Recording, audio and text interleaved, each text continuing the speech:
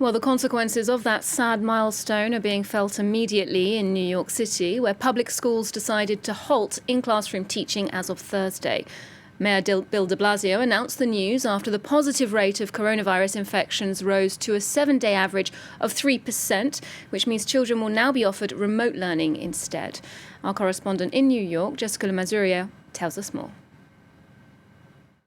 New York City's public schools are going to be shutting down temporarily as of Thursday due to the surge in coronavirus cases here. Mayor Bill de Blasio says that schools are being shut out of an abundance of caution after the city recorded a 7-day average positivity rate of 3%. Well, de Blasio said that New York City needs to fight back against the second wave of COVID-19.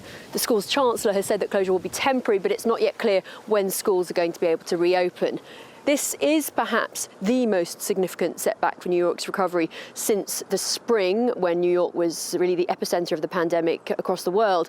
New York is home to the nation's largest school system. Approximately 300,000 children will now be moving to all remote instruction, something that could create major childcare problems for parents, especially working mothers and families in poorer neighborhoods.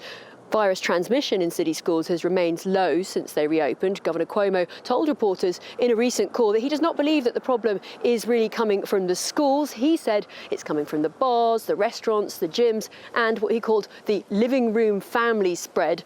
The school shutdown comes just a week before Thanksgiving here in the United States. Cuomo says that he is expecting a tremendous spike of COVID-19 cases in New York after Thanksgiving as people travel to see their families and gather indoors together. Well, there is actually a 10-person limit on gatherings here amid the pandemic, but the New York Police Department commissioner said that he is not planning on breaking up Thanksgiving celebrations. He just called on people to use their common sense.